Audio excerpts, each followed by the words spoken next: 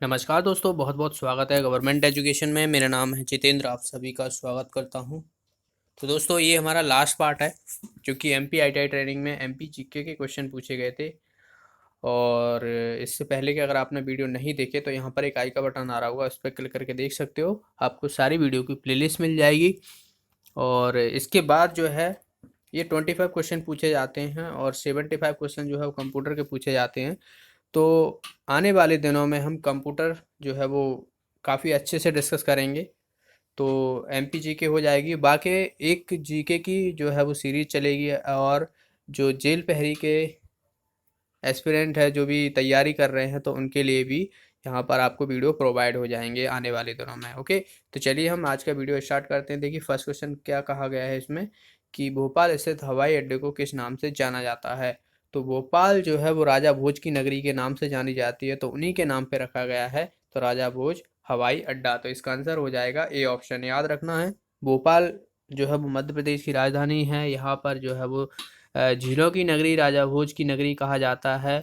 One विहार national park है, रविंद्र भवन, भारत भवन, ये सभी जो है वो भोपाल में स्थित हैं। देवी अहिल्याबाई होलकर इंटरनेशनल एयरपोर्ट है, तो ये जो है वो इंदौर में है, तो इसे भी याद रखना है आपको। ओके, अगला क्वेश्चन की तरफ मूव करते हैं। देखिए, अगले क्वेश्चन में क्या कहा गया है यहाँ पर, कि मध्य प्रदेश में किस नदी पर आपको चचाई प्रपात मिलेगा। तो चचाई प्रपात बात की जाए तो ये बेहर नदी पर है, जो कि मध्य प्रदेश का सबसे ऊंचा जलप्रपात है। याद रखना है, बेहर नदी।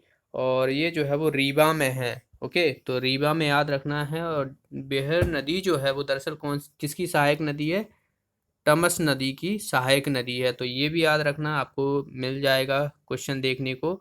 और सिरमौर रीवा में जो है ये स्थित है।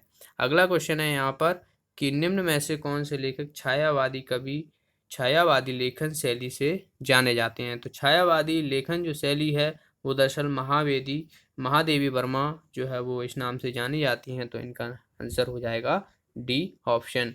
भारतीय आत्मा अगर आपसे पूछ लिया है तो माखनलाल चतुर्वेदी को कहते हैं। तो ये हमने देख चुके हैं। चलिए अगला क्वेश्चन देखते हैं। यहाँ पर मध्य प्रदेश से छत्तीसगढ़ जो है वो कब अलग हुआ था। तो मध्य प्रदेश से जो छत्तीसगढ़ अलग हुआ था वो हुआ था नवंबर 2000 में। तो इसका आंसर हो जाएगा डी ऑप्शन। काफ़ी यहाँ से क्वेश्चन पूछ ले जाते हैं, जैसे कि मध्य प्रदेश से जब छत्तीसगढ़ अलग हुआ था तो कितने ज़िले जो है वो छत्तीसगढ़ में चले गए थे। तो 16 ज़िले चले गए थे, याद रखना है। और मध्य प्रदेश में जो है वो 45 ज़िले बचे थे। पहले जो थे वो कितने थे, यहाँ पर आप देख सकते हो 61। तो 16 यहाँ पर जो है वो छत्तीसगढ़ में चले, तो 45 जो है वो बचे थे। अभी जो है मध्य प्रदेश में 52 डिस्ट्रिक्ट हैं, तो ये भी याद रखना है। मध्य प्रदेश जो है वो 5 राज्यों से टच करता है, उत्तर प्रदेश, राजस्थान, गुजरात, छत्तीसगढ़, महाराष्ट्र। ओके, तो ये भी याद रखना है आपको। चलिए, आपके लिए क्वेश्चन है, कि जो मध्य प्रदेश को किस राज्य की सीमा से सबसे ज़्यादा जो है वो एरिया टच करता है। तो इस क्वेश्चन का आंसर आप कमेंट बॉक्स में बताइए। चलिए अगला क्वेश्चन देखते हैं। नेक्स्ट है यहाँ पर, गारो और खासी जनजातियाँ किस राज्य में पाई जाती हैं। तो गारो और खासी जनजातियाँ जो है दरअसल मेघालय में पाई जाती हैं। मेघालय इसका आंसर हो जाएगा। मेघालय में सबसे ज़्यादा वर्षा होती है, मेघालय की नहीं बल्कि इंडिया में अगर आपसे पूछ लिया है कि सबसे ज़्यादा वर्षा कहाँ पे होती है, तो मेघालय में होती है। मेघालय के कौन सा ज़िला है, मौसिनराम। ओके, तो ये भी याद रखना है, मौसिनराम जो है ज़िला है मेघालय का, वहाँ पर सबसे ज़्यादा होती है भारत में वर्षा। ओके, अगला क्वेश्चन है, हमारे वर्तमान केंद्रीय वित्त मंत्री पूछे गए हैं। तो अभी करंट में जो वित्त मंत्री कौन है, निर्मला सीतारमण, याद रखना है। और अगर आपसे पूछ ले जाए कि फर्स्ट जो फाइनेंस मिनिस्टर थी वुमेन, ओके, महिला कौन थी, तो इंदिरा गांधी थी। लेकिन अगर आपसे पूछ ले जाए कि पूर्णकालीन महिला वित्त मंत्री कौन रही, तो निर्मला सीतारमण जो है आपको आंसर लगाना है। पहली पूर्णकालीन महिला वित्त मंत्री तो निर्मला सीतारमण। अगर सीधा सीधा क्वेश्चन पूछ ले जाए तो इंदिरा गांधी लगाना। चलिए अगला क्वेश्चन देखते हैं। यहाँ पे पूछा गया है कि नेशनल डिजास्टर रेस्पॉन्स फोर्स का नवनियुक्त महानिदेशक पूछा गया है। तो डायरेक्टर पूछा गया है। तो अभी जो है इसमें तो ऑप्शन नहीं है, क्योंकि ये उस टाइम के थे, तो अभी चेंज हो गए हैं। तो याद रखना है, एसपी प्रधान, एसएन प्रधान जो हैं अभी के हैं। अगला क्वेश्चन है यहाँ पर, शरद जोशी पुरस्कार किस क्षेत्र में उल्लेखनीय योगदान के लिए प्रदान किया जाता है। तो ये जो है वो हास्य व्यंग और अन्य लेखन जैसे संस्मरण एवं पत्रक के लिए जो है ये प्रदान किया जाता है। तो इसका आंसर हो जाएगा सी ऑप्शन। नेक्स्ट क्वेश्चन की तरफ मूव करते हैं। नेक्स्ट है यहाँ पर सलार जंग संग्रहालय स्थित है। तो सलार जंग संग्रहालय जो है ये कहाँ पर है? ये हैदराबाद में है। तो इसका आंसर हो जाएगा डी ऑप्शन। देखिए ये जो है वो स्टैटिक जीके है, तो इन्हें आपको चाहे रट्टा मानो या कुछ भी मानो, ऐसी जीके होती हैं वो रट्टा ही माननी पड़ेंगी आपको। आप कुछ भी कर लो। देखिए ये फिक्स है कि यहाँ पर जो है वो उसका लोकेटेड है, तो वहीं पर है हैदराबाद में। जैसे कि ताजमहल है, तो ताजमहल कहाँ है? आगरा में है। तो ये सीधी सीधी सी चीज़ें होती हैं जिन्हें आपको रट्टा मानना पड़ता है। अगले क्वेश्चन की तरफ मूव करते हैं। अगला क्वेश्चन है रामकृष्ण मिशन के संस्थापक कौन थे? तो ये भी मैंने बताया हुआ है। तो इसका आंसर क्या हो जाएगा दोस्तों? इसका आंसर हो जाएगा स्वामी विवेकानंद। स्वामी विवेकानंद जो थे वो रामकृष्ण मिशन के संस्थापक थे। तो याद रखना है। बाकी और भी आपसे पूछ लिए जाते हैं, जैसे कि आर्य समाज की स्थापना किसने की? तो दयानंद सरस्वती। ब्रह्म समाज की राजा राम मोहन राय। प्रार्थना समाज की तो आत्माराम पांडुरंगा। सत्यशोधक समाज की तो ज्योतिबा फूले। ओके, ज्योतिबा फूले जो थी, तो इन्होंने जो है वो सत्यशोधक समाज की जो है वो स्थापना की। तो ये सभी जो है याद रखना है आपको। अगले क्वेश्चन की तरफ मूव करते हैं। अगला क्वेश्चन है कि मानव शरीर में सूर्य के प्रकाश से जो है वो कौन सी विटामिन जो है वो प्राप्त होती है, ये पूछा गया है। तो इसका आंसर हो जाएगा विटामिन डी जो रहती है वो सूर्य की रोशनी से प्राप्त होती है। तो विटामिन डी का जो साइंटिफिक नेम है वो याद रखना है, टोकोफेरल। और विटामिन सी का जो है वो एस्कर्बी कहा जाता है, एस्कर्बी रोग होता है। ये जो है वो आंवला हुआ, खट्टी चीज़ों में मोस्टली जो है पाई जाती है, जैसे नींबू, ऑरेंज। विटामिन डी बता ही चुके हैं, टोकोफेरल कहते हैं इसको। विटामिन बी थायमिन होती हैं इसके कभी बहुत सारी vitamin B1 B2 B3 B4 B5। तो ये जो है B12 अलग अलग रहती हैं। विटामिन ए जो रहती है इसको क्या बोलते हैं? विटामिन ए को बोलते हैं रेटिनॉल, जिससे बात की जाए तो रतौंधी रोग होता है। ओके, तो जो आंखों के लिए इम्पोर्टेंट रहती हैं काफ़ी विटामिन ए। तो ये सभी जो है वो साइंटिफिक नेम आपको याद रखना है। नेक्स्ट क्वेश्चन की तरफ मूव करते हैं। सैयद हैदर रजा जिनका हाल ही में मृत्यु हो गई, तो ये पहले पूछा गया था करंट अफेयर्स, तो इसे कुछ करने की ज़रूरत नहीं है आपको याद रखने की। ओके, अगला क्वेश्चन की तरफ मूव करते हैं। भारत की सबसे लंबी सहायक नदी के रूप में जानी जाती है। तो लंबी सहायक नदी जो है वो यमुना है, जो कि किसकी? गंगा नदी की सब सहायक नदी है। तो सबसे लंबी सहायक नदी अगर आपसे पूछ लिया जाए तो यमुना है। इसका आंसर हो जाएगा सी ऑप्शन। यमुना नदी के किनारे बात की जाए तो दिल्ली में बहती है ये। और जो आगरे का ताजमहल है, तो जस्ट उसके पीछे से ही जो है वो यमुना नदी है। अगर आप कभी आगरे के ताजमहल गए हो तो जस्ट उसके पीछे ही जो है वो यमुना नदी बहती है। तो ये भी याद रखना है, पूछ लिया जाता है। ओके, तो आगरा जो है वो यमुना नदी के किनारे बसा हुआ है, तो ऐसा भी याद रखना। ओके, और यमुना नदी की सहायक नदी कौन सी है? मध्य प्रदेश में जो बहती है वो चंबल नदी है। तो चंबल नदी यमुना नदी की, यमुना जो है वो गंगा नदी की। नेक्स्ट क्वेश्चन की तरफ मूव करते हैं। मध्य प्रदेश का सबसे लंबा राजकीय राजमार्ग पूछा गया है। देखिए सबसे लंबा राजकीय पूछा गया है, राष्ट्रीय नहीं पूछा गया है। तो ओके, तो यहाँ पर ध्यान रखना है। तो इसका आंसर हो जाएगा SH19। ओके, तो आपके लिए क्वेश्चन है कि भारत का सबसे लंबा राष्ट्रीय राजमार्ग कौन सा है? और नेशनल जो हाईवे है वो मध्य प्रदेश से सबसे बड़ा जो है वो कौन सा गुजरता है, कौन से नंबर का है? तो ये दो क्वेश्चनों का आंसर आप बताइएगा।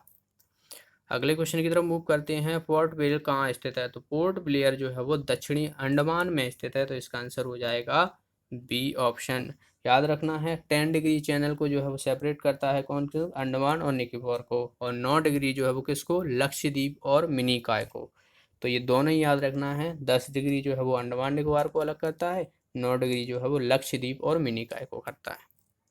अगले क्वेश्चन की तरफ मूव करते हैं। वैली ऑफ फ्लावर्स जो है वो ये नेशनल पार्क कहाँ पर है? तो बहुत ही आसान है, ये जो है वो उत्तराखंड में है। तो इसका आंसर हो जाएगा सी ऑप्शन। अगले क्वेश्चन की तरफ मूव करते हैं। देखिए यहाँ पर पूछा गया कि जो केरल में त्योहार होता है जहाँ पर नौका दौड़ाई जाती हैं, वहाँ का उत्सव होता है, ये त्योहार होता है, तो ये कौन सा होता है? तो ये ओणम होता है। तो इसका आंसर हो जाएगा डी ऑप्शन। अगला क्वेश्चन है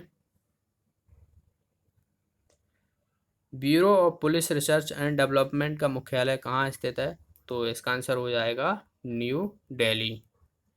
नेक्स्ट क्वेश्चन है यहाँ पर देखिए 1917 में भारत की भूमि पर महात्मा गांधी ने अपना पहला सत्याग्रह कहाँ शुरू किया गया था? तो पहला सत्याग्रह की बात की जा रही है, तो पहला सत्याग्रह कौन सा था 1917 में? चंपारण। याद रखना है, चंपारण जो था वो 1917 में किया गया था महात्मा गांधी द्वारा। ओके। और 1915 में जो है वो दक्षिण अफ्रीका से आए थे 9 जनवरी 1915 को, जिसे हम 9 जनवरी को जो क्या एनआरआई डे बनाते हैं। तो इन्हीं के जो है वो गांधी जी साउथ अफ्रीका से आए थे, तो उसके बाद जो है 9 जनवरी को एनआरआई डे मनाने लगे। तो 1915 में जो है वो साबरमती आश्रम जो है वो सत्याग्रह आश्रम जो है वो अहमदाबाद में वहाँ पर फाउंडेशन किया गया था महात्मा गांधी के द्वारा। ये भी याद रखना है। 1916 में देखा जाए तो 1916 में जो इंडियन नेशनल कांग्रेस का जो है अधिवेशन हुआ था, तो वहाँ पर ये गए थे, लखनऊ में हुआ था, तो उन्होंने पार्टिसिपेशन किया था। और वहाँ पर जो है वो राजकुमार शुक्ला आए थे, तो उनके कहने पर जो है ये कहाँ पे गए थे? बिहार गए थे। क्या है कि वहाँ पर जो कल्टीवेशन होता था जो, तो वहाँ पर जो है इनसे नील की खेती के विरुद्ध जो है वो 1917 में जो है गए थे वहाँ पर चंपारण।